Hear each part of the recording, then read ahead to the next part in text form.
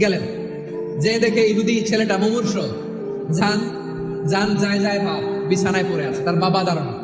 বিশ্বনবী তার মাথার পাশে বসলেন, মাথায় হাত বুলিয়ে দিলেন, আর ছেলেটাকে বললেন, আসলিম, হে ইহুদি ছেলে, আসলিম, ইসলাম ধর্ম গ্রহণ করো।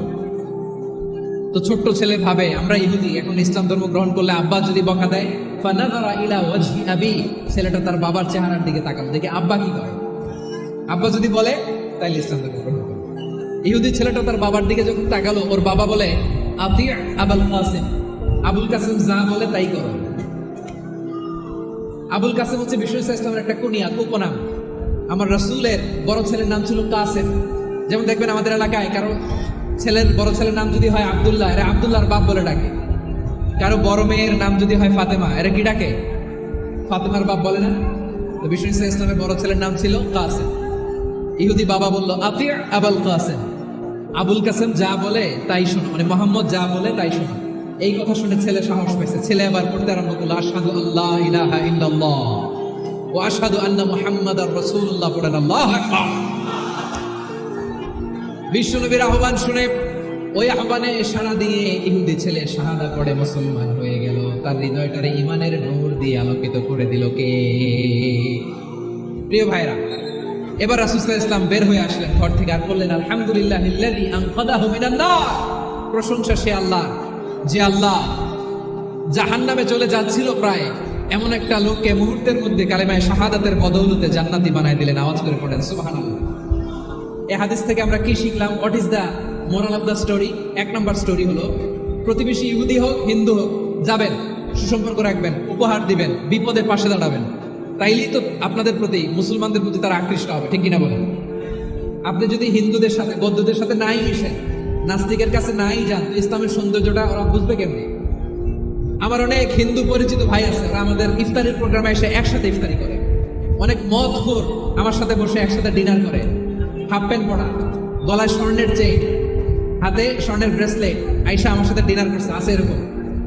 গাঁজাখোর, আমি বলে, আসো, welcome, welcome to my dinner, আসো বসো। বসলেই তো আমি ওর ডিএনএ, চিন্তার ডিএনএ চেঞ্জ করে দেওয়ার সুযোগ পাবো, চিল্লায় করো, ঠিক কিনা? আসতে হবে আমার কাছে। Our door is open. The door of Islam is open 24/7. সব সময় আমাদের ইসলামের দরজা আমার অমুসলিম ভাইদের জন্য খোলা আছে না নাই? এই হাদিস থেকে দুইটা শিক্ষা। এক নম্বর শিক্ষা, প্রতিবেশী মুসলিম হোক অমুসলিম হোক, যান, অসুস্থ হইলে একটু আপেল নিয়ে যান, আঙ্গুর নিয়ে যান, কমলা নিয়ে যান, তাদের সাথে ভালো আচরণ করেন। ইসলামের বিউটি দেখে, সৌন্দর্য দেখে অবাক হবে, নসিব ভালো হলে কোনোদিন কালিমা পড়ে মুসলমান হয়ে যাবে, ঠিক কিনা বলেন? তাহলে অমুসলিমের সাথে ভালো সম্পর্ক। বিশ্বনবী ইহুদির বাড়িতে গেলেন, ইহুদির বাড়ি, আর আমার মুসলমান ভাই আমার কাফের বলে, এরকম আছে না নাই? মুসলিমরা দেখতে পারে না, সহ্য করতে পারে। বিশ্বনবী সাল্লাল্লাহু আলাইহি ওয়াসাল্লাম ইহুদির বাড়িতে গেলেন, এটা একটা শিক্ষা। আরেকটা শিক্ষা হলো, আমার প্রতিবেশী যেই ধর্মের হোক, আমি সম্পর্ক রাখবো। অসুস্থ হলে যাবো, কি বলেন ভাইরা? যাবেন না? যাবেন না আপনারা? আচ্ছা, 2 নম্বর শিক্ষা হলো, বিশ্বনবী সাল্লাল্লাহু আলাইহি ইসলামের খাদেম ছিল ইহুদি, এতদিন খেদমত করলো, একদিনও বিশ্বনবী ওরা কালিমার দাওয়াত দেয় নাই। কারণ কি? বিশ্বনবী একটা ভালো সময়ের অপেক্ষা করতেছিলেন, প্রপার টাইমিং। দাঈর কাজ হচ্ছে দাঈ ইলাল্লাহ, সে হচ্ছে সুযোগ সন্ধানী। দাঈ সুযোগ খোঁজে, কখন দাওয়াত দিলে ব্যাটে বলে হবে, ঝোপ খোঁজে কোপ মারে, ঠিক কিনা বলেন? বিষ্ণু ইসলাম ভালো সময়ের অপেক্ষা করতেছিলেন, দেখি ভালো সময় আসুক আসুক আসুক আসুক। আস্তে আস্তে এমন সময় আসছে, ছেলে এবার মুমূর্ষ। অসুস্থ ব্যক্তির হৃদয় অত্যন্ত নরম থাকে। হসপিটালে যখন কেউ যায়, তার হৃদয়টা বড্ড নরম থাকে, মৃত্যুর ভয়ে তার অন্তরটা নরম থাকে, ঠিক কিনা বলেন? এই প্রপার টাইমিং এর অপেক্ষা করতেছিলেন। যখনই টাইমিং পেয়েছেন, দাওয়াত দিলেন, পড়ো লা ইলাহা ইল্লাল্লাহ, সুবহানাল্লাহ পড়েন সবাই। বিষ্ণু ইসলাম মক্কাতে কিংবা মদিনাতে অন্য ধর্মের লোকদের সাথে খুব পিসফুলি লাইফ লিড করেছেন। হোক মুশরিক, হোক খ্রিস্টান, হোক ইহুদি, বিশ্বনবী সবার সাথে মিলেমিশে ছিলেন। আলহামদুলিল্লাহ বলেন। ইসলাম হচ্ছে পিসফুল রিলিজিয়ান। অন্য ধর্মের প্রতি সহনশীলতার সবক ইসলাম আমাদেরকে দেয়। কিন্তু প্রতিটি মুসলিমের এটা মনে রাখতে হবে, আল্লাহর কাছে পছন্দনীয়, গ্রহণযোগ্য ধর্ম, জীবনাদর্শ একটি, সেটা হচ্ছে ইসলাম। আওয়াজ করে বলেন, সেটা কি? লালমনিরহাটের ভাইরা আওয়াজ করে বলুন, আল্লাহর কাছে মনোনীত ধর্ম একটি, সেটা কি? এজন্য রব্বুল আলামিন বলেন, ইন্নাদ দীনা ইনদাল্লাহিল ইসলাম, আল্লাহর কাছে মনোনীত গ্রহণযোগ্য অ্যাকসেপ্টেড ধর্ম মতাদর্শ একটা, সেটা হলো ইসলাম। ইসলাম ছাড়া অন্য কোন ধর্ম যদি কেউ তালাশ করে, তার ওই ধর্ম আল্লাহ গ্রহণ করবে না। ومن يبتغ غير الإسلام دينا فلن يقبل منه وهو في الآخرة من الخاسرين.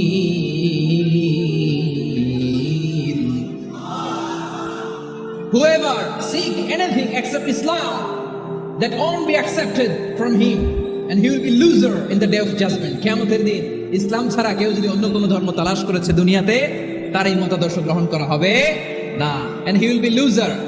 সে হবে লুজার, ক্ষতিগ্রস্ত, হাই হাই কোম্পানির ম্যানেজার। ওর আমও শেষ, সালাও শেষ। আওয়াজ করে বলেন ঠিক কি না? এজন্য ইসলাম পেয়ে আমরা খুশি না বেজার? প্রত্যেক নামাজ শেষে আমরা আল্লাহরে বলি, আল্লাহ রাদিতু বিল্লাহি রাব্বা ওয়া বিল ইসলামি দীনা ওয়া বি মুহাম্মাদিন নাবিয়্যান ওয়া রাসূলা। ও আল্লাহ, তোমারে রব হিসেবে পেয়ে আমরা খুশি। ও আল্লাহ, ইসলামকে ধর্ম হিসেবে পেয়ে আমরা খুশি। বিশ্ব নবীকে আমাদের রাসূল পেয়ে আমরা খুশি। ঠিক কিনা বলেন? ইসলাম ছাড়া অন্য কোনো ধর্ম আমরা গ্রহণ করব না। ঠিক কিনা বলেন? আল্লাহর কাছে অ্যাকসেপ্টেড রিলিজিয়ান একটা, সেটা ইসলাম। তো বিশ্বনবী সাল্লাল্লাহু আলাইহি ওয়াসাল্লাম মক্কাতে কিংবা মদিনাতে খুব পিসফুলি এক্সিস্ট করেছেন, যে কোনো ধর্মের সাথে মিলেমিশে চলেছেন। তার প্রমাণ আমরা যদি রাসূল সাল্লাল্লাহু আলাইহি ওয়াসাল্লামের বায়োগ্রাফির দিকে তাকাই, তাহলে দেখব তিনি মুশরিকদের সাথে পিস ট্রিটি করেছেন, শান্তি চুক্তি, পিস ট্রিটি, পিস এগ্রিমেন্ট। আপনারা হুদাইবিয়ার সন্ধির নাম শুনেছেন? আমার লালমনিরহাটের কলিজার টুকরা ভাইয়েরা, হুদাইবিয়ার সন্ধির নাম আপনারা শুনেন নাই? ষষ্ঠ হিজরিতে বিষ্ণু ইসলাম মুশরিকদের সাথে এই ট্রিটি করেছেন, চুক্তি। কাদের সাথে? মুশরিকদের সাথে। আমরা তো মুসলমান বসতে পারি না। আমরা দুই মুসলিম ভাই একসাথে বসে চা খেতে পারি না, গল্প করতে পারি না। বিষ্ণু ইসলাম মুশরিকদের সাথে ট্রিটি করেছেন, হুদাইবিয়ার সন্ধি। এই সন্ধির আগে মক্কা থেকে কেউ মদিনায় যেতে পারে না, মদিনা থেকে কেউ মক্কায় যেতে পারে না। কিন্তু এই সন্ধির পরে ট্রাফিক স্বাভাবিক হয়ে গেল। মক্কার লোকেরা মদিনায় আসতে পারে, মদিনার লোকেরা মক্কায় আসতে পারে। এটাকে বলে সুলহে Hudaibiya, the peace agreement of Hudaibiya, শান্তি চুক্তি। আমরা পৃথিবীতে এখন অনেক শান্তি চুক্তির নাম শুনি, এগুলো সব the piece treaty of Hudaibiya থেকে কপি করা। আল্লাহু আকবার। তাহলে বিশ্বনবী সাল্লাল্লাহু আলাইহি সাল্লাম তিনি যে শান্তিপূর্ণ সহাবস্থানে বিশ্বাসী ছিলেন, মুসলমানেরা যে অন্য ধর্মের প্রতি সহনশীল, তার প্রমাণ হচ্ছে এই পিস ট্রিটি। মক্কার পার্ট গেল, পিস এগ্রিমেন্ট করলেন, শান্তি চুক্তি। বিষ্ণু ইসলাম মদিনায় যে কি করলেন? মদিনায় যে বিষ্ণু ইসলাম মদিনা চার্টার করলেন, মদিনা সনদ, সাহিফাতুল মদিনা, এটার বলে মদিনা চার্টার। যে ওয়েস্টে, ইউরোপে, আমেরিকাতে তারা অনেক চার্টার করে, সব চার্টার মদিনা চার্টার থেকে কপি করা। আওয়াজ করে পড়েন সুবহানাল্লাহ। বিষ্ণু ইসলাম মদিনায় গেলেন, মদিনাতে মুসলিম, মুশরিক, ইহুদি, এই তিন ধর্মের লোক মিলে সব স্টেক হোল্ডার যারা আছে সবাইকে নিয়ে বিষ্ণু ইসলাম মদিনা চার্টার করলেন, মদিনা সনদ। পড়েন সুবহানাল্লাহ। শুধু তাই নয়, মক্কাতে বিশ্বনবী পিস এগ্রিমেন্ট করলেন, শান্তি চুক্তি মুশরিকদের সাথে। মদিনাতে যে বিশ্বনবী মদিনা চার্টার করলেন, মদিনা সনদ করলেন ইহুদিদের সাথে। আবার মদিনাতে বিশ্বনবী ইহুদিদের সাথে পিস ডায়ালগ করলেন, ইন্টারফেথ ডায়ালগ করলেন, আন্তধর্মীয় সংলাপ করলেন। যেই সংলাপের মূল ভিত্তি ছিল তাওহীদ। মূল ভিত্তি ছিল কি? তাওহীদ। বিশ্বনবী ইহুদিদেরকে ডাকলেন, আহ্বান করলেন, আহলাল কিতাবি তাআলাউ ইলা কালিমাতিন সাওয়াইন বাইনানা ওয়া বাইনাকুম আল্লা না'বুদা ইল্লাল্লাহ ওয়া লা নুশরিকা বিহি শাইআন ওয়া লা ইয়াত্তাখিযা বা'দুনা বা'দান আরবাবান মিন দুনিল্লাহ ফাইন তাওয়াল্লাউ ফাকুলু আশহাদু বিআন্না মুসলিমুন। সুবহানাল্লাহ পড়ে। বিশ্বনবী মদিনার ইহুদিদের ডেকে বললেন, ও ইহুদিরা, শোনো শোনো, আসো এমন একটা আদর্শের প্রশ্নে আমরা একত্রিত হই, যে আদর্শের প্রচার তোমাদের নবীরাও করেছে, আমিও করি। যে আদর্শের কথা তোমাদের পবিত্র ধর্মগ্রন্থগুলোতে আছে, আমার কোরআনেও আছে, সেটা হলো তাওহীদ। আমরা এক আল্লাহ ছাড়া কারো ইবাদত করব না, আল্লাহর সাথে কাউরে শরীক করব না, আল্লাহ ছাড়া কাউরে রব মানব না। পড়েন সুবহানাল্লাহ। তাহলে আমার প্রিয় লালমনিরহাটের ভাইরা, মদিনাতে যেয়ে তিনি মদিনা চার্টার করলেন, মদিনা সনদ, পিস ডায়ালগ করলেন, শান্তির সংলাপ, ইন্টারফেথ ডায়ালগ করলেন, আন্তঃধর্মীয় সংলাপ যার ভিত্তি ছিল তাওহীদ। সুবহানাল্লাহ। তাহলে অন্য ধর্মের প্রতি সব সময় ইসলাম সহনশীল, টলারেন্স। যদি আপনি দেখতে চান ইসলামের নবী, বিশ্ব নবীর দিকে তাকান, ঠিক কিনা বলেন? আমরা তো সংখ্যালঘুদের রাইটস প্রোটেক্ট করার জন্য কত আইন বানাই, কত বৈঠক করি, কত সংবাদ সম্মেলন করি। বিষ্ণু সাল্লাল্লাহু আলাইহি ওয়াসাল্লাম সংখ্যালঘুদের রাইটসের ব্যাপারে, অধিকারের ব্যাপারে যে কথা বলেছেন, শুনলে আপনি অবাক হয়ে যাবেন। বিশ্বনবী বলেন, আলা মান যালামা মুআহাদান আও ইনতাকাসাহু আও কাল্লাফাহু ফাওকা তাআতিহি আও কাল্লাফাহু ফাওকা তাকাতিহি আও আখাযা মিনহু শাইআন বিগাইরি তিবি নাফসিন ওয়া আনা হাজিজুহু ইয়াউমাল কিয়ামা। খবরদার, জেনে রাখো, কেউ যদি কোনো সংখ্যালঘুর উপরে অত্যাচার করে, কোন সংখ্যালঘুর প্রাপ্য থেকে যদি কেউ কাউকে ঠকায়, সংখ্যালঘুর উপর যদি কেউ কষ্ট দেয়, কোন সংখ্যালঘুর সম্পদ যদি কেউ জোর করে কেড়ে নেয়, আমি কিয়ামতের দিন বিশ্বনবী ওই সংখ্যালঘুর পক্ষে আর ওই মুসলমানদের বিপক্ষে বাদী হয়ে দাঁড়াবো। সুবহানাল্লাহ বলতে পারলেন না?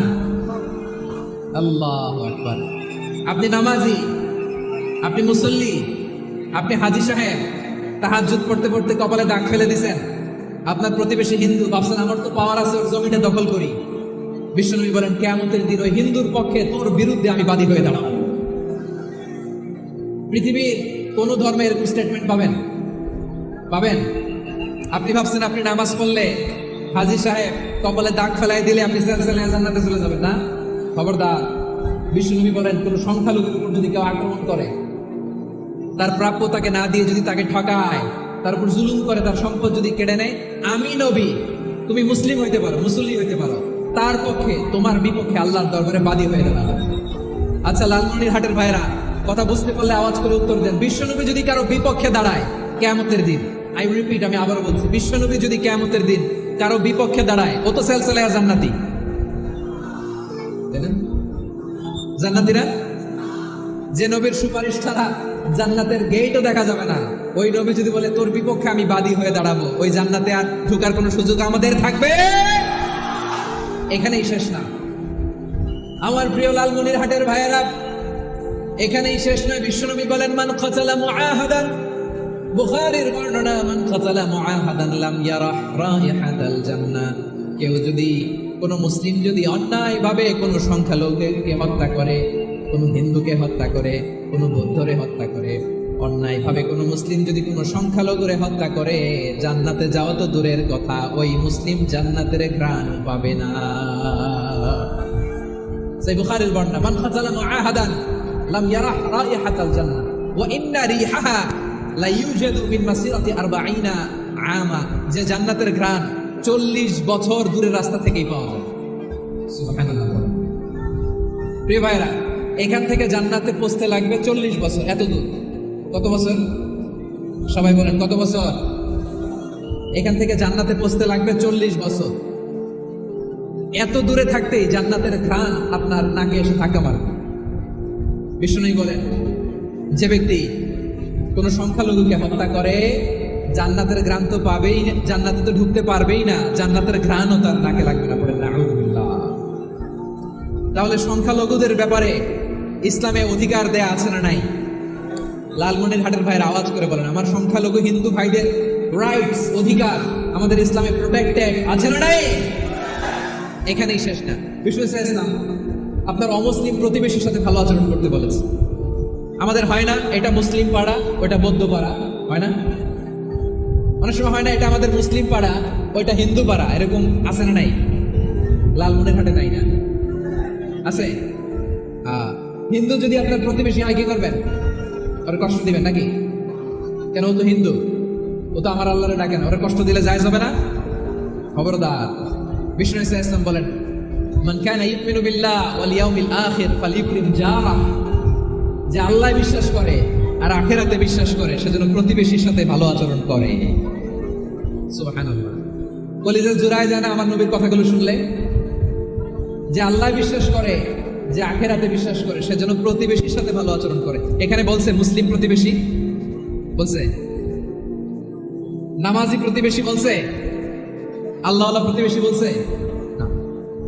প্রতিবেশী আস্তিক হোক নাস্তিক হোক, প্রতিবেশী মুমিন হোক মুশরিক হোক, প্রতিবেশী হইলেই তার সাথে ভালো আচরণের দরকার আছে না নাই? আমার প্রিয় লালমনিরহাটের ভাইরা, বিষ্ণু ইসা ইসলাম ওনার ইহুদি প্রতিবেশীদের দেখাশোনা করতেন। আওয়াজ করে বলেন, কোন প্রতিবেশী? ইহুদি। এক ইহুদি কিশোর বিষ্ণু ইসা ইসলামের খেদমত করতে, ইহুদি ছেলে আমার নবীর খেদমত করতো, তারা ছিল নবীর প্রতিবেশী। তো অনেকদিন হয় ইহুদি ছেলেটা আসে না। বিষ্ণুনবী খোঁজ দিলেন, ঘটনা কি? একটা ইহুদি ছেলে না আমার খেদমতে আসতো, ছেলেটা কই? খোঁজ নিয়ে জানলেন ছেলেটা অসুস্থ। বিষ্ণু ইসা ইসলাম ওই ইহুদির বাড়িতে চলে গেলেন ওই ছেলেটাকে দেখা করার জন্য, ভিজিট করার জন্য। সুবহানাল্লাহ পড়বেন না? গেলেন, যে দেখে ইহুদি ছেলেটা মুমূর্ষ, যায় ভাব, বিছানায় পড়ে আছে, তার বাবা দাঁড়ানো। বিশ্বনবী তার মাথার পাশে বসলেন, মাথায় হাত বুলিয়ে দিলেন, আর ছেলেটাকে বললেন, আসলিম, হে ইহুদি ছেলে, আসলিম, ইসলাম ধর্ম গ্রহণ করো। তো ছোট্ট ছেলে ভাবে আমরা ইহুদি, এখন ইসলাম ধর্ম গ্রহণ করলে আব্বা যদি বকা দেয়। ফানাযারা ইলা ওয়াজহি আবি, ছেলেটা তার বাবার চেহারার দিকে তাকালো, দেখে আব্বা কি করে। আব্বা যদি বলে তাইলে ইসলাম ধর্ম গ্রহণ করো। ইহুদি ছেলেটা তার বাবার দিকে যখন তাকালো, ওর বাবা বলে, আতি আবুল কাসিম, আবুল কাসিম যা বলে তাই করো। আবুল কাসিম হচ্ছে বিষ্ণু ইসলামের একটা কুনিয়া, উপনাম। আমার রাসূলের বড় ছেলের নাম ছিল কাসেম। যেমন দেখবেন আমাদের এলাকায় কারো বড় ছেলের নাম যদি হয় আব্দুল্লাহ, এরা আব্দুল্লাহর বাপ বলে ডাকে। কারো বড় মেয়ের নাম যদি হয় ফাতেমা, এরা কি ডাকে? ফাতেমার বাপ বলে না? তো বিষ্ণু ইসলামের বড় ছেলের নাম ছিল কাসেম। ইহুদি বাবা বলল, আতি আবুল কাসেম, আবুল কাসেম যা বলে তাই শোনো, মানে মোহাম্মদ যা বলে তাই শোনো। এই কথা শুনে ছেলে সাহস পেয়েছে, ছেলে আবার পড়তে আরম্ভ করলো, আশহাদু আল্লাহ ইলাহা ইল্লাল্লাহ ওয়া আশহাদু আন্না মুহাম্মাদার রাসূলুল্লাহ, পড়েন আল্লাহু আকবার। বিশ্বনবীর আহ্বান শুনে ওই আহ্বানে সাড়া দিয়ে ইহুদি ছেলে শাহাদা পড়ে মুসলমান হয়ে গেল। তার হৃদয়টারে ঈমানের নূর দিয়ে আলোকিত করে দিল কে? প্রিয় ভাইরা, এবার রাসূল সাল্লাল্লাহু আলাইহি ওয়াসাল্লাম বের হয়ে আসলেন ঘর থেকে, আর বললেন, আলহামদুলিল্লাহিল্লাযী আনকাযাহু মিনান নার, প্রশংসা সে আল্লাহ যে আল্লাহ জাহান্নামে চলে যাচ্ছিল প্রায় এমন একটা লোককে মুহূর্তের মধ্যে কালেমায়ে শাহাদাতের বদৌলতে জান্নাতি বানায় দিলেন। আওয়াজ করে পড়েন সুবহানাল্লাহ। এই হাদিস থেকে আমরা কি শিখলাম? What is the moral of the story? এক নম্বর স্টোরি হলো, প্রতিবেশী ইহুদি হোক হিন্দু হোক, যাবেন, সুসম্পর্ক রাখবেন, উপহার দিবেন, বিপদে পাশে দাঁড়াবেন। তাইলেই তো আপনাদের প্রতি, মুসলমানদের প্রতি তারা আকৃষ্ট হবে, ঠিক কিনা বলেন? আপনি যদি হিন্দুদের সাথে বৌদ্ধদের সাথে নাই মিশেন, নাস্তিকের কাছে নাই যান, তো ইসলামের সৌন্দর্যটা ওরা বুঝবে কেমনি? আমার অনেক হিন্দু পরিচিত ভাই আছে, ওরা আমাদের ইফতারের প্রোগ্রামে এসে একসাথে ইফতারি করে। অনেক মদখোর আমার সাথে বসে একসাথে ডিনার করে, হাফ প্যান্ট পরা, গলায় স্বর্ণের চেইন, হাতে স্বর্ণের ব্রেসলেট, আইসা আমার সাথে ডিনার করছে, আছে এরকম। গাঁজাখোর, আমি বলে, আসো, ওয়েলকাম টু মাই ডিনার, আসো বসো। বসলেই তো আমি ওর চিন্তার ডিএনএ চেঞ্জ করে দেওয়ার সুযোগ পাবো, চিল্লায় বলো ঠিক কিনা? আসতে হবে আমার কাছে। Our door is open. The door of Islam is open 24/7. সব সময় আমাদের ইসলামের দরজা আমার অমুসলিম ভাইদের জন্য খোলা আছে না নেই? এই হাদিস থেকে দুইটা শিক্ষা। এক নম্বর শিক্ষা, প্রতিবেশী মুসলিম হোক অমুসলিম হোক, যান, অসুস্থ হলে একটু আপেল নিয়ে যান, আঙ্গুর নিয়ে যান, কমলা নিয়ে যান, তাদের সাথে ভালো আচরণ করেন। ইসলামের বিউটি দেখে, সৌন্দর্য দেখে অবাক হবে, নসিব ভালো হলে কোনোদিন কালিমা পড়ে মুসলমান হয়ে যাবে, ঠিক কিনা বলেন? তাহলে অমুসলিমের সাথে ভালো সম্পর্ক। বিশ্বনবী ইহুদির বাড়িতে গেলেন, ইহুদির বাড়ি, আর আমার মুসলমান ভাই আমার কাফের বলে, এরকম আছে না নাই? মুসলিমরা দেখতে পারে না, সহ্য করতে পারে। বিশ্বনবী সাল্লাল্লাহু আলাইহি ওয়াসাল্লাম ইহুদির বাড়িতে গেলেন, এটা একটা শিক্ষা। আরেকটা শিক্ষা হলো, আমার প্রতিবেশী যেই ধর্মের হোক আমি সম্পর্ক রাখবো। অসুস্থ হলে যাবো, কি বলেন ভাইরা? যাবেন না? যাবেন না আপনারা? আচ্ছা, 2 নম্বর শিক্ষা হলো, বিষ্ণু ইসলামের খাদেম ছিল ইহুদি, এতদিন খেদমত করলো, একদিনও বিশ্বনবী ওরা কালিমার দাওয়াত দেয় নাই। কারণ কি? বিশ্বনবী একটা ভালো সময়ের অপেক্ষা করতেছিলেন, প্রপার টাইমিং। দাঈর কাজ হচ্ছে দাঈ ইলাল্লাহ, সে হচ্ছে সুযোগ সন্ধানী। দাঈ সুযোগ খোঁজে, কখন দাওয়াত দিলে ব্যাটে বলে হবে, ঝোপ খোঁজে কোপ মারে, ঠিক কিনা বলেন? বিষ্ণু ইসলাম ভালো সময়ের অপেক্ষা করতেছিলেন, দেখি ভালো সময় আসুক। আস্তে আস্তে এমন সময় আসছে, ছেলে এবার মুমূর্ষ। অসুস্থ ব্যক্তির হৃদয় অত্যন্ত নরম থাকে। হসপিটালে যখন কেউ যায় তার হৃদয়টা বড্ড নরম থাকে, মৃত্যুর ভয়ে তার অন্তরটা নরম থাকে, ঠিক কিনা বলেন? এই প্রপার টাইমিং এর অপেক্ষা করতেছিলেন। যখন এই টাইমিং পেয়েছেন, দাওয়াত দিলেন। পড়ো লা ইলাহা ইল্লাল্লাহ, সুবহানাল্লাহ পড়েন সবাই। তাহলে ইসলাম অমুসলিম প্রতিবেশীর সাথে ভালো আচরণ করতে পারে। ইসলাম অমুসলিম মাতা পিতার সাথে ভালো আচরণ করতে পারে। মাতা পিতা যদি অমুসলিম হয় তার ফেলে দিতে পারবেন? পারবেন? আমার লালমনিরহাটের ভাইরা, অনেক হিন্দু ছেলে আমাদের হাতে শাহাদা পড়ে মুসলিম হয়, কিন্তু ওর মা মুসলমান হয় নাই, বাবাও হয় নাই। এরকম আছে না নাই? তো ও হয়েছে মুসলিম, মা বাপ হিন্দু। এখন মা বাপ কি বাদ? হ্যাঁ, মা বাপ বাদ দেওয়া যাবে? যে মা আপনার 9 মাস 8 মাস পেটে ধারণ করলো, আপনার মায়ের নার ছেঁড়া কোন, আপনি ওই মারে বাদ দিতে পারবেন? যে মায়ের বুকের তাজা দুধ খেয়ে আপনি আজকে বাড়ন্ত তাজা তরতাজা, ওই মারে বাদ দেওয়া যাবে? মায়ের এক ধারে দুধের দাম, কাটিয়া গায়ের চাম, পাপুষ বানাইলে ঋণের শোধ হবে না, এমন দরদি হবে কেউ হবে না আমার মা গো। মায়ের এক ধারে দুধের দাম, কাটিয়া গায়ের চাম, পাপুষ বানাইলে ঋণের শোধ হবে না, এমন দরদি হবে কেউ হবে না আমার মা। ঠিক না? মাকে তো বাদ দেওয়া যায় না। وقضى ربك ألا تعبدوا إلا إياه وبالوالدين إحسانا। আল্লাহ বলে অবধারিত দুইটা ভার্ডিক্ট তোমাদের জন্য, এক আল্লাহর ইবাদত করবা আর মা বাবার প্রতি ইহসান করবা। আদেশ টাকা মা বাবার প্রতি ইহসান করতে হবে। আমার মা হিন্দু হোক ভালো আচরণ করতে হবে, বৌদ্ধ হোক ভালো আচরণ করতে হবে। আমার যে সমস্ত হিন্দু ভাইয়েরা মুসলিম হয়েছে, তোমাদের মা বাবা এখনো মুসলমান হয়নি, তাদের সাথে ভালো আচরণ করতে হবে। আপনাদের খেদমত নিজে করতে হবে, অথবা খেদমতের ব্যবস্থা করাই দিতে হবে। মান্থলি যে খরচ লাগে এটা দিতে হবে। আরে তুমি এখন মুসলিম, তোমার মা বাবা হিন্দু, এখনই তো সুযোগ ইসলামের সৌন্দর্য দেখানো। এখন মা বাবা যদি দেখে আরে এটা হিন্দু থাকতে তো বদমাইশ ছিল, বেয়াদব ছিল, কি এমন ধর্ম সে গ্রহণ করলো যেটা গ্রহণের সাথে সাথে সে পাল্টে গেল? কি এমন ধর্ম সে গ্রহণ করেছে যেটা তার জীবনকে আলোকিত করে দিয়েছে? নসিব ভালো হলে তারাও কালিমা পড়ে মুসলমান হয়ে যাবে। বিষ্ণু ইসলামের স্ত্রীর নাম ছিল আয়েশা রাদিয়াল্লাহু তাআলা আনহা, আবু বকর রাদিয়াল্লাহু তাআলা আনহুর মেয়ে।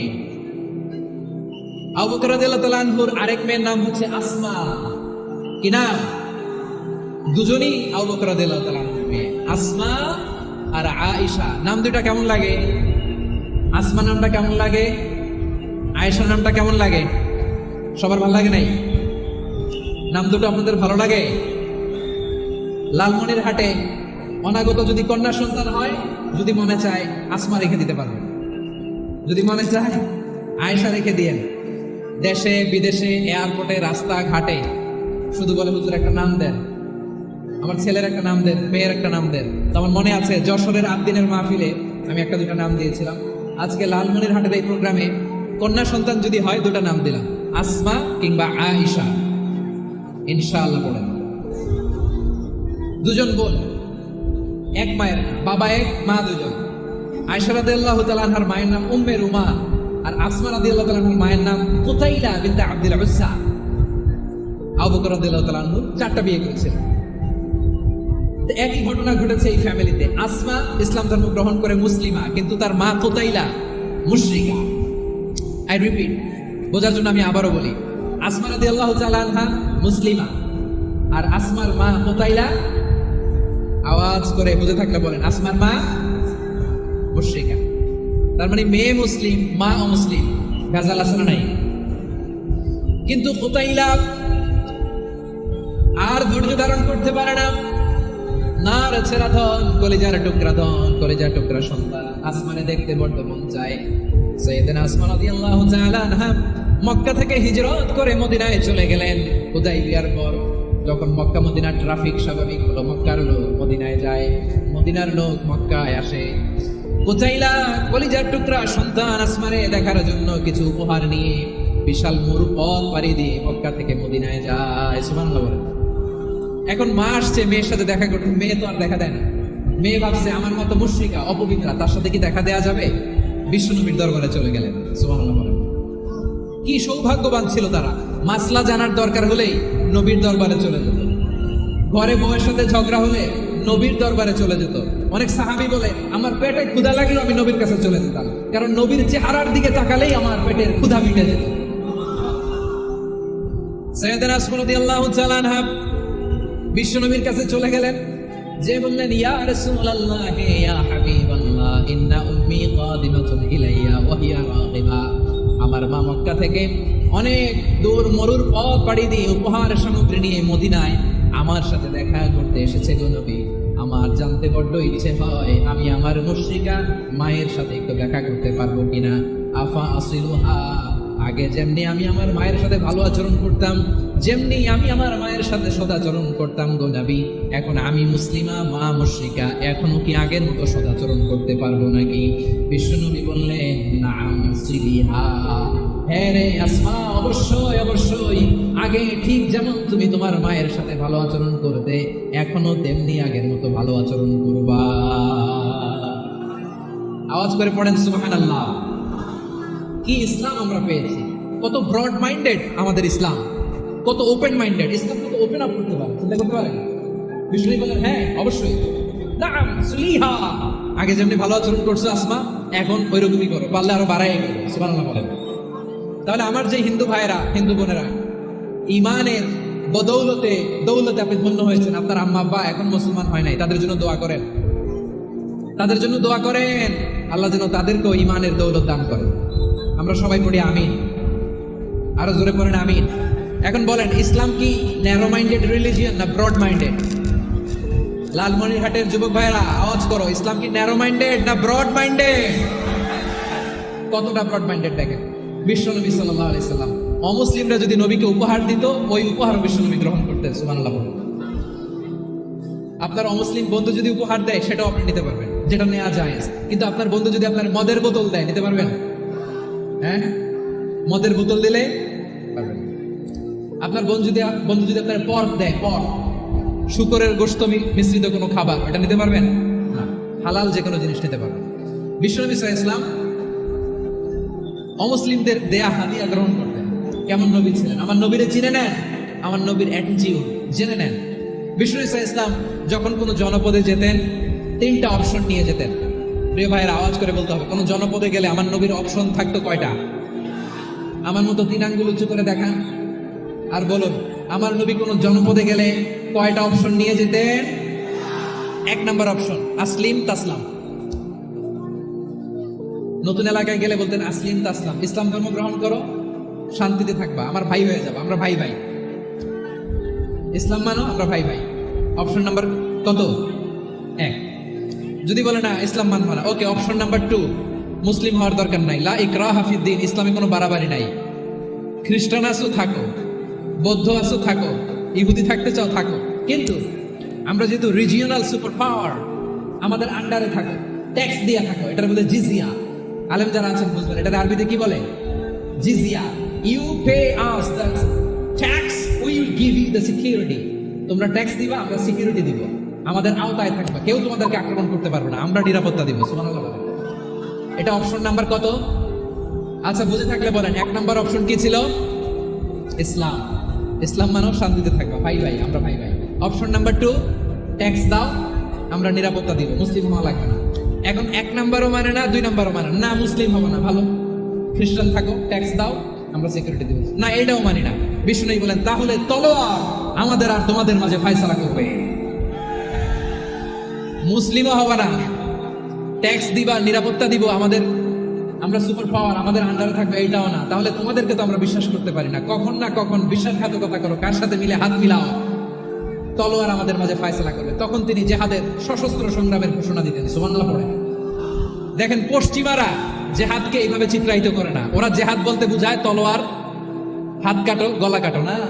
জেহাদ সশস্ত্র সংগ্রাম 3 নম্বরে। অধিকাংশ ক্ষেত্রেই বিশ্বনবীর সুন্দর আচরণ দেখে, আরে আমার নবীর যে নুরানি চেহারা, অনেকে তো কেবল সির্ফ চেহারাটা দেখেই কালিমা পড়ে মুসলমান হয়ে গিয়েছে। যারা মুসলিম হয় নাই তারা তাদের ইসলামী বলবৎ ছিল, ট্যাক্স দিয়ে ইসলামের আন্ডারে ছিল। যারা এটাও মানে নাই ওইটাও মানে নাই, তাদের বিরুদ্ধে জিহাদ। বিষ্ণু ইসলাম 7ম হিজরিতে যখন খায়বার বিজয়ের পরে ইসলাম রিজিওনাল সুপার পাওয়ার হিসেবে আত্মপ্রকাশ করলো, বিশ্বনবী চিঠি লিখলেন অন্যান্য সুপার পাওয়ারের কাছে, রাষ্ট্রীয় চিঠি, রাষ্ট্রীয় চিঠি লেখে এক রাষ্ট্রপ্রধান আরেক রাষ্ট্রপ্রধানের কাছে, ঠিক কিনা বলেন? জানেন না আপনারা? এই যে 24-এর ছাত্র নাগরিক অভ্যুত্থানে, এই অভ্যুত্থান যখন শুরু হয় আমি তখন সাউথ আফ্রিকাতে একটা স্ট্যাটাস দিয়েছিলাম, গোটা নয় গোটা দেশ সংস্কার করা লাগবে। শুধু বাংলাদেশ নয়, সারা বিশ্বের বাংলা ভাষাভাষী লোকেরা এই আন্দোলনের সাথে সমর্থন তারা করেছে, এটাকে সাপোর্ট করেছে, তারা সমর্থন দিয়েছে। আমাদের ইউনাইটেড আরব আমিরাতের বাংলাদেশি ভাইরা তারা সেখানে রাস্তায় নেমে এসেছিল, জানেন? ওইখানে ডেমনস্ট্রেশন করা যায় না, সেখানকার সরকার তাদেরকে যাবজ্জীবন দিয়েছিল। তখন আমাদের এই যে প্রধান উপদেষ্টা ডক্টর মোহাম্মদ ইউনূস সরাসরি G2G বলে, এটারে G2G, government to government, G2G, উনি চিঠি লিখলেন যে তাদেরকে, ইউর হাইনেস, হে সম্মানিত আমির, আপনি আমার এই চিঠির কারণে আমার সম্মানে এই 53 জন বাংলাদেশিকে মাফ করে দেন। এই চিঠির বদৌলতে বেকসুর খালাস পেয়ে গিয়েছিল আমাদের ভাইরা, জানেন না এই ঘটনা আপনারা? তাহলে গভর্নমেন্ট টু গভর্নমেন্ট চিঠি দেওয়া হয়। 7ম হিজরিতে বিষ্ণু ইসলাম সব সুপার পাওয়ারের কাছে চিঠি দিলেন, রোমান সম্রাটের কাছে, পারস্য অধিপতির কাছে, মিশরের অধিপতির কাছে, সবার কাছে চিঠি লিখলেন। চিঠির ভাষা ছিল এরকম, মিন মুহাম্মাদিন রাসূলিল্লাহ ইলা মুকাওকিস আযীমিল কিবত, মুহাম্মদ রাসূলুল্লাহর পক্ষ থেকে মিশরের বাদশার কাছে, আসলিম তাসলাম, ইসলাম মানো শান্তিতে থাকবা, সালামুন আলা মান ইত্তাবাআল হুদা, শান্তি তার জন্য যে হেদায়েতের অনুসরণ করে। সুবহানাল্লাহ পড়েন। তো এই চিঠি অনেকে ভালোভাবে রিসিভ করেছে, অনেকে এই চিঠি পাওয়ার পরে নবীর কাছে আবার ইন রিটার্ন উপহার পাঠিয়েছে। কি পাঠিয়েছে? উপহার। মিশরের বাদশাহ মুকাওকিস তিনি বিশ্বনবীকে বিশাল এক উপহারের ডালি পাঠিয়েছেন। মিশরের বাদশাহ মুকাওকিস ছিলেন ধর্মে খ্রিস্টান। লালমনিরহাটের ভাইরা আওয়াজ করে বলেন, মিশরের বাদশাহ ধর্মে কি ছিল? খ্রিস্টান। কি উপহার দিয়েছিল আমার নবীকে? শুনতে মনে চায়? আওয়াজ নাই লালমনিরহাটের গলায়, শুনতে মনে যায়? 1000 স্বর্ণ মুদ্রা, 1000 স্বর্ণ। 2টা খ্রিস্টান দাসী, একজনের নাম মারিয়া বিনতে শামউন আল কিবতিয়া, আরেকজনের নাম সিরিন বিনতে শামউন আল কিবতিয়া। একজন খ্রিস্টান দাস 20 থান কাপড় জামা বানানোর জন্য, আমরা নবী যেন সেলাই করে জামা বানাতে পারে এজন্য 20 থান কাপড়, 20 থান ফাইন গার্মেন্ট, সুবহানাল্লাহ বলবেন না? এরপরে একটা গাধা যেটার নাম ছিল উফাইর, আর একটা খচ্চর, এটার নাম ছিল দুলদুল। খচ্চর চিনেন? গাধা আর ঘোড়ার ক্রসিং এ যে প্রাণীটা দুনিয়াতে আসে ওটাকে খচ্চর বলে। তো এই যে সুপার পাওয়ার খ্রিস্টান বাদশার কাছে নবী চিঠি লিখলেন, ওই খ্রিস্টান বাদশাহ আমার নবীকে উপহার দিল। বিশ্বনবী এই উপহারগুলো সানন্দে গ্রহণ করেছে। সুবহানাল্লাহ পড়বেন না? তাহলে অমুসলিম কেউ যদি আপনাকে উপহার দেয়, হালাল উপহার হলে আপনি গ্রহণ করতে পারবেন। অনুরূপভাবে পারস্যের বাদশাহ রোম সম্রাট বিশ্বনবীকে উপহার পাঠিয়েছেন, আমার নবী সবগুলো উপহার গিফট গ্রহণ করেছেন। সুবহানাল্লাহ বলেন। তাহলে প্রিয় লালমনিরহাট আওয়াজ করে বলুন, ইসলাম কি ন্যারো মাইন্ডেড রিলিজিয়ন না ব্রড মাইন্ডেড? আম্মাজান আয়েশার কাছে মাসালা জানতে চায় মেয়েরা, হে আম্মাজান, অগ্নি উপাসকেরা তাদের ঈদের দিন নওরোজের সময় আমাদেরকে পাখি দেয়, নেওয়া যাবে? উনি বললেন, ওরা জবাই করে দিলে নেওয়া যাবে না, কিন্তু ওরা যদি ফলমূল এরকম খাবার দেয় এগুলো নেওয়া যাবে। তার মানে অমুসলিমদের দেয়া উপহার এটা গ্রহণ করা যায়। সুবহানাল্লাহ বলেন। শুধু তাই নয়, বিষ্ণু ঈসা ইসলাম অমুসলিমদের সাথে আর্থিক লেনদেনও করেছেন, ফিনান্সিয়াল ডিলিং করেছেন।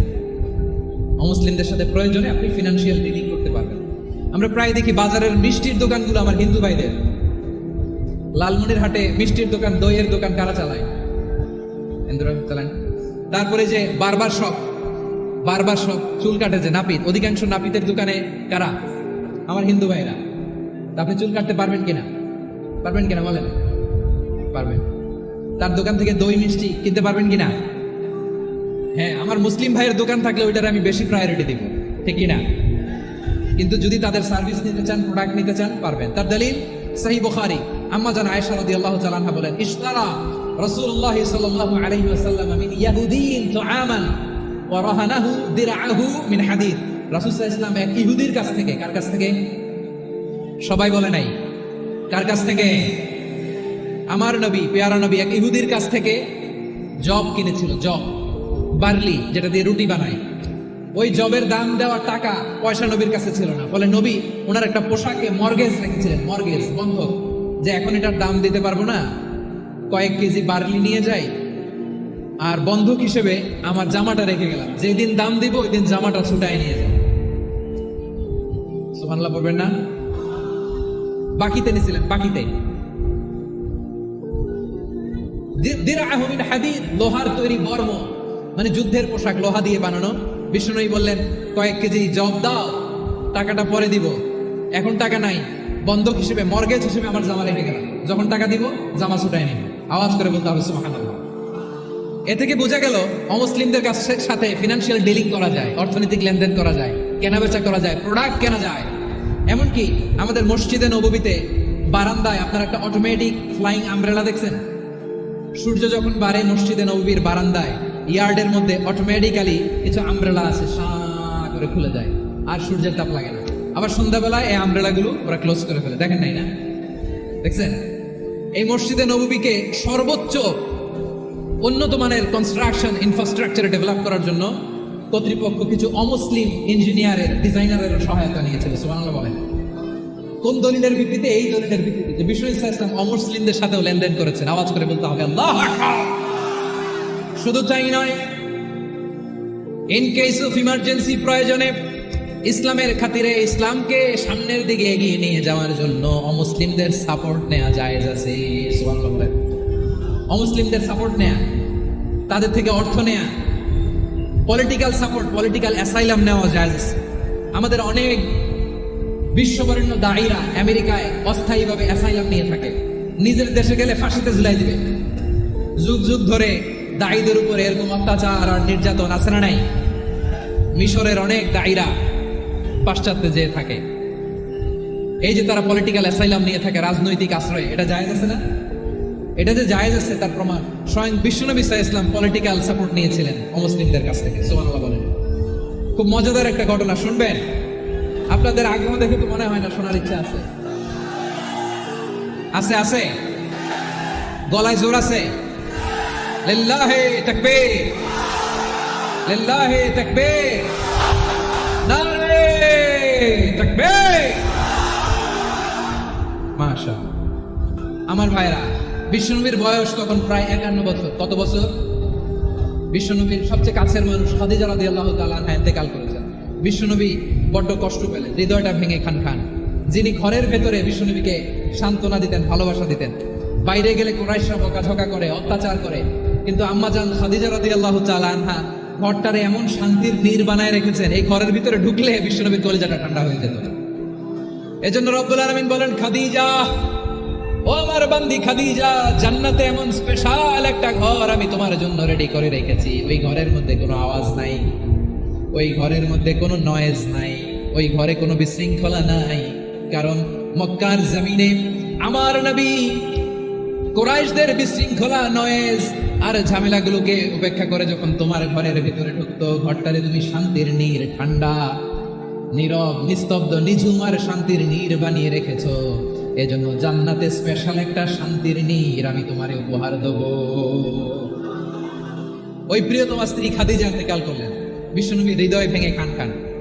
আবার ওনার চাচা আবু তালেব ইন্তেকাল করলেন, যিনি পলিটিক্যাল শেল্টার দিতেন নবীকে। কে দিতেন? আবু তালেবের ভয়ে, বিশ্বনবীর এই চাচার ভয়ে কোনো মুশরিক নবীর গায়ে হাত দেওয়ার সাহস পায় নাই। এখন স্ত্রীও নাই, চাচাও নাই, নবীকে আশ্রয় দেওয়ার কেউ নাই, নবীর চারদিকে অন্ধকার। নবী এখন কই যাবেন? আমার পেয়ারা নবী নতুন স্টেশন খুঁজতেছেন, নতুন দাওয়াতি প্ল্যাটফর্ম খুঁজতেছেন। তিনি যায়েদ বিন হারেসা রাদিয়াল্লাহু তাআলা আনহুকে নিয়ে মক্কার পাশের একটা নেইবরিং সিটি তায়েফে চলে গেলেন। কোথায় চলে গেলেন? লালমনিরহাটের ভাইয়ের আওয়াজ করে বলেন, কোথায় গেলেন? তায়েফে চলে গেলেন দিনের দাওয়াত দেওয়ার জন্য। কি দেওয়ার জন্য? নাকি জমি কিনতে গেছিলেন? জমি কিনতে, দুনিয়ার যশ খ্যাতির জন্য, নিজের কোনো লাভের জন্য? তায়েফবাসীদেরকে জাহান্নামের আগুন থেকে বাঁচানোর জন্য। আওয়াজ করে বলতে হবে ঠিক কিনা?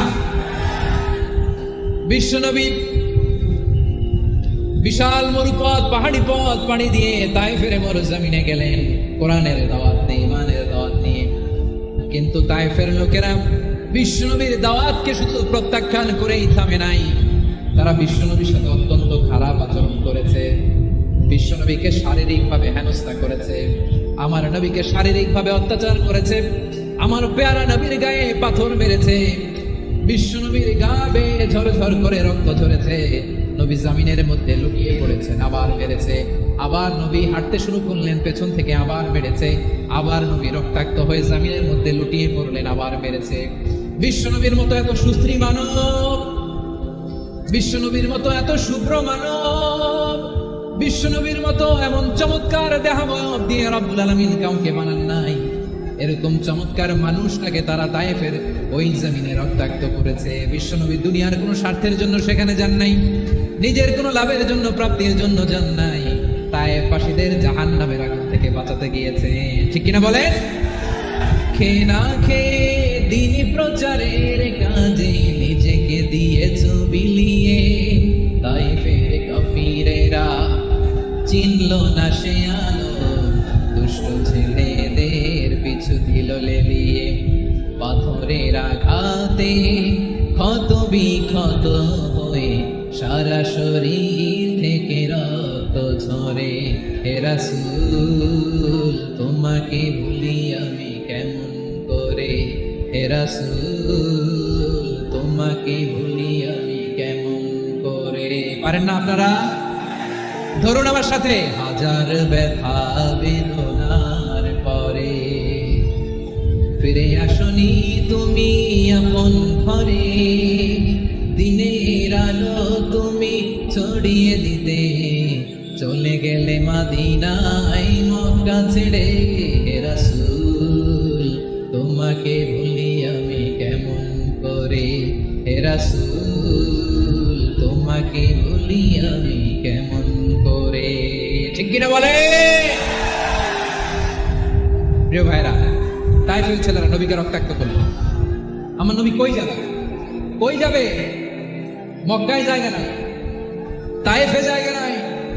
তায়েফ থেকে ভারাক্রান্ত মন নিয়ে আমার নবী মক্কায় ফিরে আসলেন। বিশ্ব নবী মক্কায় ঢুকতে পারেন না। মক্কার মরুভূমির দিকে তাকিয়ে, উপত্যকার দিকে তাকিয়ে বিশ্বনবী ধা ধা করে কাঁদেন, ঝরঝর করে। নবীর চেহারা মুবারক থেকে চোখের পানিগুলো বেয়ে বেয়ে পড়ে।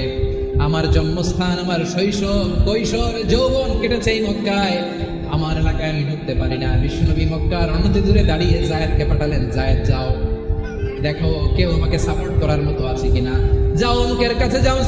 জায়েদ গেলেন, তারাও প্রত্যাখ্যান করে ফিরিয়ে দেয়। বিশ্বনবী বললেন যাও অমুক লোকের কাছে যাও, তিনিও প্রত্যাখ্যান করে ফিরিয়ে দিলেন। কেউ বিশ্বনবীকে আশ্রয় দিতে রাজি হয় না।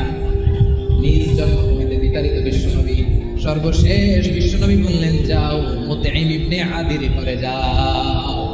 মুতঈম ইবনে আদি মুশরিক, তার কাছে যাও। গেলেন, মুতঈম ইবনে আদি রাজি হয়ে গেল। সুবহানাল্লাহ বলেন। দেখেন, অনেক বিপদের সময় আমি নিজে সাক্ষী, সামাজিকভাবে, রাজনৈতিকভাবে কত ঝঞ্ঝা, কত ষড়যন্ত্র, কত কনস্পাইরেসি পারি দিয়ে আমাদেরকে সামনে এগিয়ে যেতে হয়। এই শত্রুদের ভেতরেও একজনকে দাঁড় করিয়ে দেয় যে আল্লাহর কোরআনের জন্য রেডি হয়ে যায়। করেন সুবহানাল্লাহ।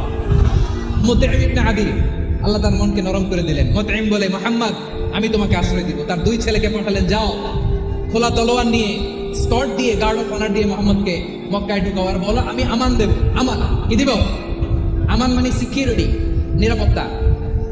সিকিউরিটি ছাড়া, আমান দেওয়া ছাড়া কেউ থাকতে পারতো না মক্কায়। দুই ছেলে বিষ্ণু ইসলামকে নিয়ে আসলেন। নবী কাবার চারদিকে তাওয়াফ করলেন, নামাজ পড়লেন।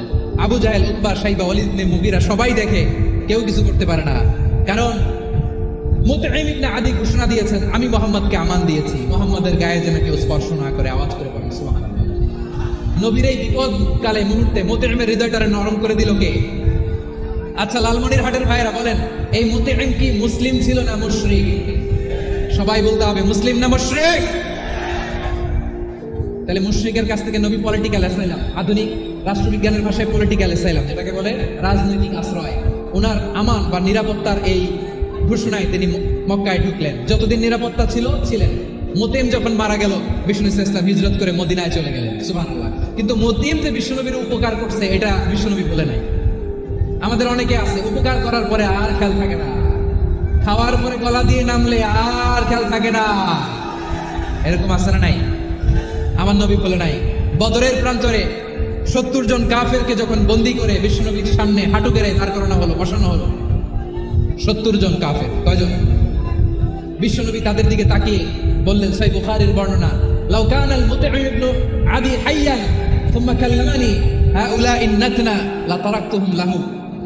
বদরের প্রান্তরে 70 জন বন্দী কাফিরের দিকে তাকিয়ে আমার নবী বললেন, আজকে মুতিঈম ইবনে আদি যদি বেঁচে থাকতো আর তোমাদের 70 জনের ব্যাপারে যদি মুতিঈম এক বাক্যে একটা সুপারিশ করতো, তার সম্মানে আজকে তোদের সবাই আমি মাফ করে দিতাম।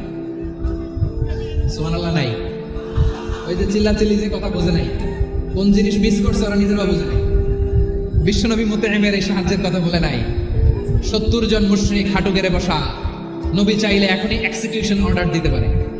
তিনি বললেন, আজকে যদি মুতিঈম বেঁচে থাকতো আর মুতিঈম যদি তোদের জন্য সুপারিশ করতে, এই আবর্জনাগুলোর ব্যাপারে সুপারিশ করতে, আমি মুহূর্তেই তোদেরকে এমনি মাফ করে দিতাম। এবার বলেন, ইসলাম কি ন্যারো মাইন্ডেড না ব্রড মাইন্ডেড? শুধু তাই নয়, যাকে যে সম্মান দেয়ার আমার নবী দিতেন, হোক আস্তিক হোক নাস্তিক, হোক মুসলিম হোক অমুসলিম। বিষ্ণু ইসলাম যখন রোমান সম্রাটের কাছে চিঠি লিখেছেন, আমার প্রিয় লালমনিরহাটের ভাইরা, অল্প কয়েক মিনিট কয়েকটা জরুরি কথা বলবো, এদিকে তাকান, এদিকে তাকান। রোমান সম্রাটের কাছে বিশ্বনবী যখন চিঠি লিখলেন মিন মুহাম্মদ রাসূলুল্লাহ ইলা হিরাকলা আযীমের রোম। মুহাম্মদের পক্ষ থেকে হিরাক্লিয়াসের কাছে, যিনি হচ্ছেন আযীমের রোম। এটা নবী নিজ থেকে বানায় লিখছেন অতিরিক্ত সম্মান দিয়ে। কোন রাষ্ট্রপ্রধান যখন আসে তাদেরকে আমরা কি বলি জানেন? তার নামের শেষে HE এটা লিখতে হয়, H.E. মানে হিজ এক্সেলেন্সি। কি লেখে? হিজ এক্সেলেন্সি অথবা ইউর হাইনেস, ইউর ম্যাজেস্টি। দেখেন, বিশ্বনবী সাল্লাল্লাহু আলাইহি ওয়াসাল্লাম সব নবীদেরও নবী। তিনি একজন মুশরিক খ্রিস্টান সম্রাট রোমান সম্রাটের কাছে চিঠি লিখতে যায়, লিখতেছে ইলা হিরাকলা আযীমের রোম। হিরাক্লিয়াসের কাছে আমার চিঠি, যিনি রোমের আযীম, হিজ হাইনেস, মানে রোমের অনেক সম্মানিত এক বাহাদুর। আওয়াজ করে বলেন সুবহানাল্লাহ। তার মানে যাকে যে সম্মান দেয়ার এটা বিশ্বনবী দিতেন। এমনকি যে ইহুদিরা ভালো ছিল, এই ইহুদিদেরও প্রশংসা করেছেন বিশ্বনবী মুহাম্মদুর রাসূলুল্লাহ সাল্লাল্লাহু আলাইহি ওয়াসাল্লাম। এক ইহুদির প্রশংসা করেছেন বিশ্বনবী। ইহুদির কার? আমি তো আমার ভাইয়ের প্রশংসা করি না, আমি তো এক আলেম আরেক আলেমরে স্পেস দেই না, আমি তো এক দায়ী আরেক দায়ীর সাথে বসতে চাই না। আমার নবী ইহুদির প্রশংসা করে। কার প্রশংসা? ওই ইহুদির নাম ছিল মুখাইরিক। সিরাত গ্রন্থ ঘাটলে পাবেন। তিনি বলেছেন মুখাইরিক খাইরু ইয়াহুদ, Mukhayriq is the best of the Jews. জুইশদের মধ্যে সে সবচেয়ে ভালো। কেন প্রশংসা করলেন তার? এর কারণ মদিনা চার্টারে কথা ছিল সব ধর্মের মুসলিম মুশরিক ইহুদিরা মিলে মদিনাকে রক্ষা করবে। কিন্তু 3য় হিজরিতে যখন উহুদের যুদ্ধ শুরু হলো, সবার কথা ছিল যেই আক্রমণ করে আমরা মদিনাকে বাঁচাবো। কোন শহরকে বাঁচাবো? মদিনাকে। কিন্তু কুরাইশরা যখন অ্যাটাক করলো, ইহুদিরা আর আসে না, ইহুদিরা আর বেরোয় না। বিষ্ণু বলেন, ওহে ইহুদিরা, তোমরা না চুক্তি করলে আমার সাথে যে মদিনা বাঁচাতে সবাই ঝাঁপিয়ে পড়বো, আসো। একটা ইহুদিও বেরোয় না, কেউ আসে না সেদিন, একজন ছাড়া। তার নাম মুখাইরিক। তার নাম কি? মুখাইরিক বাহাদুরের মতো ঘোড়সওয়ার হয়ে বেরিয়ে গেলেন এবং বললেন, গোটা ইহুদি সাম্রাজ্যের একজনও যদি না আসে, আমি মুখাইরিককে কেউ ঘরে আটকে রাখতে পারবে না। বেরিয়ে আসলেন, এসে বললেন, আমি মুহাম্মদের পক্ষে যুদ্ধ করব। আমি মারা গেলে আমার সম্পদ আমার উত্তরাধিকারীরা পাবে না, আমার সম্পদ তোমরা মুহাম্মদকে দিয়ে দিবা। সুবহানাল্লাহ। উহুদের ময়দানে 70 জন মুসলমান শহীদ হলো। এই ইহুদি, সেও মুসলমানের পক্ষে যুদ্ধ করে নিহত হলো। সুবহানাল্লাহ বলেন। মুসলিমদের লাশ যখন নিয়ে আসা হলো, এই মুখাইরিকের লাশও নিয়ে আসা হলো। মুসলিমদের লাশের পাশে মুখাইরিকের লাশ দেখে বিশ্বনবী মুখাইরিকের প্রতি অনেক খুশি হলেন। আর বিশ্বনবী খুশি হয়ে বললেন, মুখাইরিক খায়রু ইয়াহুদ। মুখাইরিক, যদিও তুমি ইহুদি, তারপরে তুমি সব ইহুদিদের মধ্যে সেরা ইহুদি। পড়েন সুবহানাল্লাহ। আমার নবী ইহুদিকেও সম্মান দিতে কার্পণ্য করে নাই। আওয়াজ করে বলেন আল্লাহু আকবার। প্রিয় ভাইরা, এবার সর্বশেষ আওয়াজ করে বলেন, ইসলাম কি ন্যারো মাইন্ডেড নাকি ব্রড মাইন্ডেড? সবাই বলেন, ন্যারো মাইন্ডেড না ব্রড মাইন্ডেড? এজন্য অমুসলিম হইলেই তারা আমাদের শত্রু নয়। শত্রু কারা? এই লালমনিরহাটের ভাইয়েরা শুনে, শত্রু কারা? যে সমস্ত অমুসলিম আমাদেরকে নিশ্চিহ্ন করে দিতে চায়, যে সমস্ত অমুসলিম আমাদের ভূখণ্ড থেকে আমাদেরকে তাড়িয়ে দিতে চায়, যে সমস্ত অমুসলিম আমার ধর্ম নিয়ে তুচ্ছতাচ্ছিল্য করে চিল্লায় বলেন ঠিক কিনা, তারা আমাদের শত্রু। সাধারণ অমুসলিমরা আমার শত্রু নয়। এই যে হিন্দুরা থাকে, এরা আমার ভাই, বৌদ্ধরা আমার ভাই, খ্রিস্টানরা আমার ভাই, ইহুদিরা আমার ভাই। তারা দিনী ভাই নয়, তারা মায়ের পেটের ভাই নয়, তারা মানবিক দিক থেকে ভাই। ও মানুষ, আমিও মানুষ, ইসলাম মানুষকে সম্মান করে, চিল্লায় বলো ঠিক কি না? যারা আমাদের অস্তিত্বকে নিশ্চিহ্ন করতে চায়, যারা আমাদের ভূখণ্ডকে দখল করতে চায়, যারা আমাদেরকে নিয়ে মকারি করে, ফান করে, টিটকারি করে, আমার ধর্ম নিয়ে খেলা করে, তাচ্ছিল্য করে, ওদের বিরুদ্ধে আমাদের জিহাদ। সাধারণ মুসলিম আমাদের শত্রু নয়। আপনি জানেন নিউ ইয়র্কে, আমি তো নিউ ইয়র্কে ছিলাম অনেকদিন, ওখানে ফিলিস্তিনিদের পক্ষে যখন আমরা মিছিল করেছি, অনেক ইহুদি আমাদের সাথে মিছিলে দাঁড়িয়েছে, কারণ ওরাও জানে এই ভূখণ্ড ফিলিস্তিনিদের ভূখণ্ড। আওয়াজ করে বলো লালমনিরহাট ঠিক কিনা? ইসরায়েলের রাজধানী খোদ তেল আবিবে অনেক ইহুদিরা বেঞ্জামিন নেতানিয়াহু তার বিরুদ্ধে মিছিল করেছে। তো তারা কি আমাদের শত্রু? না। অনেক খ্রিস্টান আমাদের সাথে, আমাদের স্বার্থ রক্ষায় আমাদের পাশে দাঁড়িয়েছে। খেয়াল রাখবেন, হিন্দু আর হিন্দুত্ববাদ এক নয়, ইহুদি ধর্ম আর জায়নিজম এক নয়। জায়নিজমের বিরুদ্ধে আমাদের সংগ্রাম, আমাদের জেহাদ, চিল্লায় বলেন ঠিক কিনা? এই যে ফিলিস্তিনের ভাইরা, তারা তাদের স্বাধীনতা সংগ্রামের জন্য লড়াই করছে, করে যাচ্ছে, আমরা এটাকে সমর্থন জানাই, চিল্লায় বলেন ঠিক কিনা? কাশ্মীরের ভাইরা স্বাধীনতার জন্য সংগ্রাম করছে, আমরা সেই সংগ্রামকে সমর্থন জানাই, আওয়াজ করে বলো ঠিক কিনা?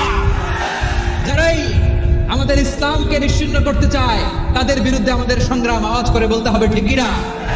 ওই সমস্ত দুর্বৃত্তদের সাথে আমাদের কোনো সম্পর্ক নাই। ঐক্যবদ্ধ থাকতে পারি, ওই দুর্বৃত্তরা চান্স পায় না। আমরা ঐক্যবদ্ধ থাকতে রাজি আছি। লালমনিরহাটের ভাইরা, আমরা ঐক্যবদ্ধ থাকলে ওই দুর্বৃত্তদের কালো হাত ভেঙে দিতে আমাদের সময় লাগবে না। তাদের কালো হাত ভেঙে দিতে রাজি আছে মুসলমান? কারা কারা রাজি? তো হাত তুলে দেখা। আমার প্রাণ প্রিয় লালমনিরহাটের ভাইরা, শত্রু কাফের আর অশত্রু কাফেরের মধ্যে পার্থক্য আছে না নাই? আবু তালেব মুশরিক, আবু জাহেল মুশরিক, কিন্তু দুই মুশরিকে পার্থক্য আছে না নাই? আবু তালেব নবীর চাচা, মুশরিক, মারা গিয়েছে মুশরিক অবস্থায়, কিন্তু আজীবন আমার নবীকে আগলে রেখেছে, আমার নবীকে সাপোর্ট করেছে, ভালোবেসেছে। আবু জাহেল মুশরিক, মারা গিয়েছে মুশরিক হিসেবে, আজীবন আমার নবীর বিরুদ্ধাচরণ করেছে। আবু জাহেলের শক্তি, সামর্থ্য, স্ট্র্যাটেজি, প্ল্যান সব আমার নবীর বিরুদ্ধে ছিল। আবু জাহেলের কারণে একটা দিন শান্তিতে আমার নবী মক্কায় ঘুমাতে পারে নাই, চিল্লায় বলেন ঠিক কিনা? এজন্য রব্বুল আলামিন বলেন, লা ইয়ানহাকুমুল্লাহু আনিল্লাযীনা লাম ইউকাতিলুকুম ফিদ-দীন ওয়া লাম ইউখরিজুকুম মিন দিয়ারিকুম আন তাবাররুহুম ওয়া তুqsitu ইলাইহিম ইন্নাল্লাহা ইউহিব্বুল মুকসিতিন।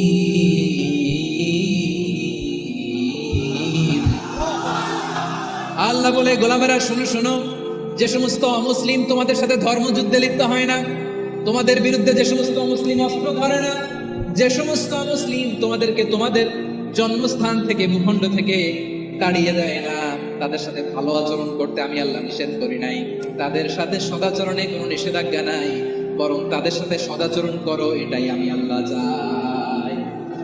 তাহলে আমার যে অমুসলিমরা আমাদের সাথে শত্রুতা করে না, তুচ্ছতাচ্ছিল্য করে না, আমাদের ভূমি থেকে আমাদেরকে উচ্ছেদ করতে চায় না, আমাদের বিরুদ্ধে অস্ত্র ধরে না, ওই অমুসলিম ভাইদের সাথে আমাদের কোনো দ্বন্দ্ব আছে? কোনো বিরোধ আছে? বরং আছে ভালোবাসা। বরং আছে কি? এই ভালোবাসা দিয়েই আমরা বিশ্ব জয় করবো। রাজি আছে মুসলমান? আমাদের পুঁজি ভালোবাসা। আমাদের পুঁজি কি? এবার আওয়াজ করে বলেন, আমার এই পুরো আলোচনা থেকে the religious coexistence, peaceful coexistence, শান্তিপূর্ণ সহাবস্থান, কমিউনাল হারমোনি, এই সাম্প্রদায়িক সম্প্রীতি, এই আলোচনা থেকে কি বুঝলেন? ইসলাম কি ন্যারো মাইন্ডেড না ব্রড মাইন্ডেড? এই ব্রড মাইন্ডেড হৃদয় নিয়ে, ভালোবাসা দিয়ে আমরা বিশ্ব জয় করতে চাই। রাজি আছেন? আল্লাহ কবুল করুক, আমরা সবাই পড়ি আমিন। লালমনিরহাটের জেলা স্টেডিয়ামে আমার প্রিয় মায়েরা, বোনেরা, আপনাদের জন্য একটা হাদিস বলে শেষ করবো। বিশ্বনবী বলেন, আমার মায়েরা খেয়াল করে শুনুন, বিশ্বনবী আপনাদের উদ্দেশ্য করে বলেন, আল মারআতু ইযা সাল্লাত খামসাহা ওয়া সামাত শাহরাহা হাফিযাত ফুরুজাহা আতাআত বা'লাহা ফালতাদখুল মিন আইয়ি আবওয়াবিল জান্নাতি শাআত। বিশ্বনবী বলেন, ও রমণীরা, ও নারীরা, যে সমস্ত নারী এই চারটা কাজ করবে, এই চারটা কাজের গ্যারান্টি দিবে, তাদেরকে জান্নাতের 8টা দরজার গ্যারান্টি দেয়া হবে। কি চারটা কাজ? 1 নাম্বার, আল মারআতু ইযা সাল্লাত খামসাহা, যে নারী 5 ওয়াক্ত নামাজ পড়ে। কি করে?